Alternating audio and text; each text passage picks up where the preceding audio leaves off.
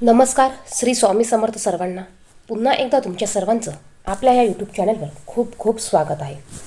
पितृपक्षाचा पंधरवाडा हा सुरू झालेला आहे आणि या पंधरवाड्यामध्ये या पितृपक्षामध्ये प्रत्येकजण आपल्या पूर्वजांच्या तिथीला त्यांचे पितृश्राद्ध हे घालत असतात. यामुळे आपले पूर्वज हे तृप्त होतात, शांत होतात, त्यांच्या आत्म्याला शांती मिळते आणि ते आपल्याला भरभरून आशीर्वाद देत असतात. ज्यांच्या पूर्वजांची तिथी ज्यांना माहिती नसेल ते सर्व लोक सर्व पितृ अमावस्येच्या दिवशी त्यांच्या पूर्वजांचे श्राद्ध पितृ हे घालू शकतात. पितृदोष हा देव कोपा इतकाच दृढ समजला जातो.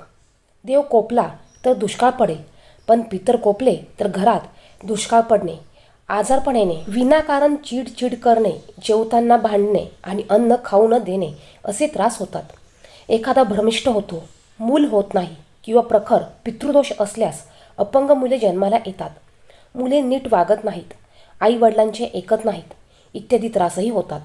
त्यासाठी प्रत्येकाने न चुकता वर्षातून एकदा पितरांच्या नावाने श्राद्ध करावे.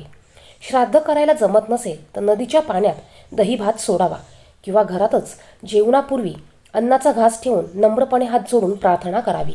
पूर्वजांच्या सदोष कर्माची फळे त्यांच्या वंशजांना भोगावी लागतात. यालाच आपण पितृदोष म्हणतो. ज्योतिषशास्त्रानुसार आपल्या जीवनात अनेक प्रकारचे दोष असतात. त्यापैकी एक म्हणजे पितृदोष. ज्या व्यक्तीचे पूर्वज सुखी नसतात त्यांच्या कुंडलीत हा दोष तयार होतो.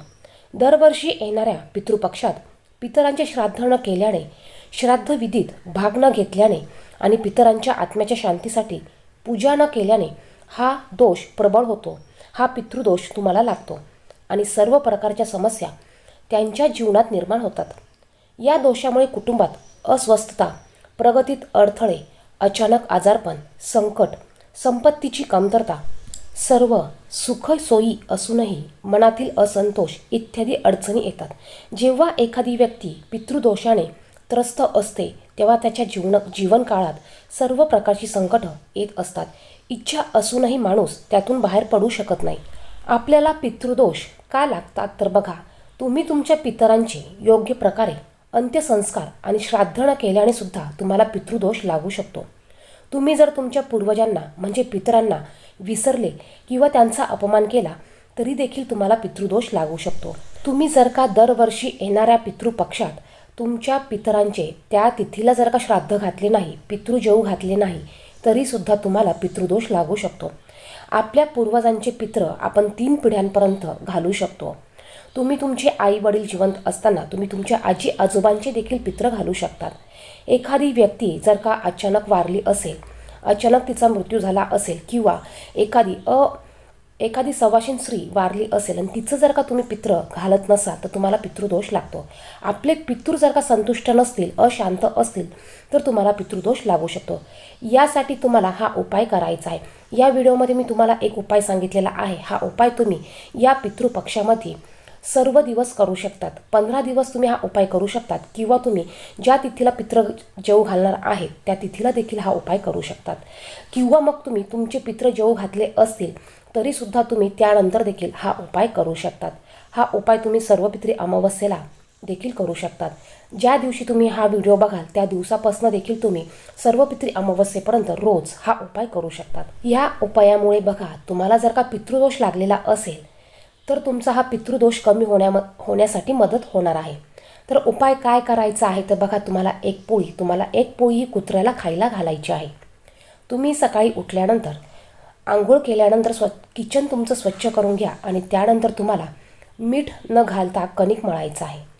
मीठ न घालता कणिक मळायचं आहे आणि यातली तुम्हाला पहिली पोळी तयार करून घ्यायची आहे. ही पहिली पोळी तुम्हाला, या पहिल्या पोळीला तुम्हाला थोडंसं तूप लावायचं आहे. तूप नसेलच तर तुम्ही तेल लावलं तरी चालेल. ही अशी एक पोळी तुम्हाला गाईला खाऊ घालायची आहे.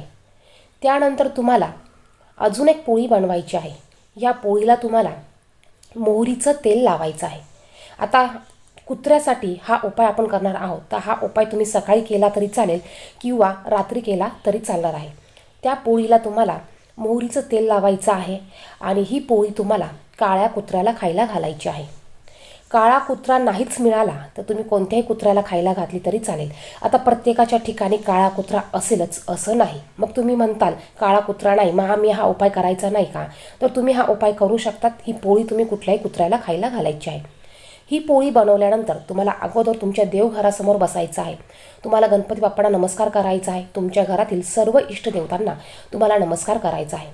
तुम्हाला तुमच्या यमदेवतेला नमस्कार करायचा आहे. तुम्हाला तुमच्या पितरांना नमस्कार करायचा आहे. आणि यानंतर ही चपाती, ही पोळी तुम्हाला काळ्या कुत्र्याला खायला घालायची आहे. याचबरोबर तुम्ही तुमच्या पितृदोषासाठी, आता ज्यांना खूप प्रखर पितृदोष असतील त्यांनी काय करायचं आहे, तर त्यांनी दररोज त्यांनी चपात्या करताना, पोळी बनवताना त्यातली पहिली पोळी ही बाजूला काढायची आहे. त्याचे 4 भाग त्यांना करायचे आहे. या पोळीला तुम्हाला थोडंसं तूप लावायचं आहे. या पोळीचे 4 भाग तुम्हाला करायचे आहे. यातली एक पोळी तुम्हाला गायला खायला घालायची आहे. दुसरी पोळी तुम्हाला कुत्र्याला खायला घालायची आहे. तिसरी पोळी तुम्हाला पक्ष्यांना खायला घालायची आहे. आणि चौथी पोळी तुम्हाला गरिबाला दान द्यायची आहे. आता तुम्ही गरिबाला दान देताना 1 पोळी देऊ शकतात किंवा 2 पोळ्या देखील देऊ शकतात. रोज तुम्हाला तुमच्या घरात चपाती बनवताना 1 पोळी, पहिली पोळी ही बाजूला काढून ठेवायची आहे. आणि सांगितलेल्या प्रकारे तूप लावून त्या पोळीचे 4 भाग करून तुम्ही ही पोळी 4 जणांना खायला घालायची. यामुळे सुद्धा तुमचा प्रखरातील प्रखर पितृदोष हा कमी होणार आहे. तुमच्या घरातील यामुळे सर्व अडचणी हळूहळू कमी व्हायला लागणार आहे. आता ह्या पितृपक्षामध्ये तुम्हाला मी सांगितलेला उपाय तुम्ही दररोज केला तरी चालेल. तुमची पितृ तिथी जी असेल त्या दिवशी जरी केला तरी चालेल आणि सर्व पितृ अमावस्येच्या दिवशी केला तरी चालेल. याचबरोबर तुम्ही 1 पोळी बनवून त्याच्यावर तुम्ही थोडी साखर, गूळ टाकून ती पोळी तुम्ही मुंग्यांना देखील खायला घालू शकतात. तर हा उपाय तुम्हाला ह्या पितृपक्षामध्ये आवर्जून करायचा आहे. यामुळे तुमचा प्रखरातील प्रखर पितृदोष देखील दूर होणार आहे. आणि जर का आपण आपल्या पितृपक्षात आपल्या ज्या तिथी आहे त्या तिथींना, आपल्या पूर्वजांना जर का जेवू घातलं, त्यांचं जर का आपण विधिवत पद्धतीने पूजन अर्चन केलं तर आपल्याला असे हे पितृदोष लागत नाही किंवा हे पितृदोष असतील तर ते कमी होण्यास मदत होणार आहे. असं म्हणतात की या पंधरवाड्यात 15 दिवस आपले पूर्वज हे पृथ्वीवर आलेले असतात आणि या 15 दिवसात ते त्यांचा आत्मा शांत करण्यासाठी, तृप्त करण्यासाठी ते अवतीभोवती आपल्या भटकत असतात, फिरत असतात. आणि जर का आपण अशा पद्धतीने त्यांचे पितृजेवू घातले तर त्यांचा आत्मा हा शांत होतो. हे जेवण त्यांना मिळाल्यासारखं होतं आणि ते तृप्त होऊन पुन्हा त्यांच्या यमलोकामध्ये जात असतात. यासाठी आपल्याला आवर्जून या पितृपक्षामध्ये आपल्या पूर्वजांच्या तिथीला त्यांचे पितृश्राद्ध हे घालायचे आहे. तर्पण, पिंडदान आपल्याला हे आवर्जून करायचे आहे. व्हिडिओत सांगितलेली माहिती आवडली तर व्हिडिओला नक्कीच लाईक करा. चॅनलवर पहिल्यांदा असाल तर अशीच माहितीपूर्ण व्हिडिओ बघण्यासाठी चॅनलला सुद्धा सबस्क्राईब करा. धन्यवाद. श्री स्वामी समर्थ.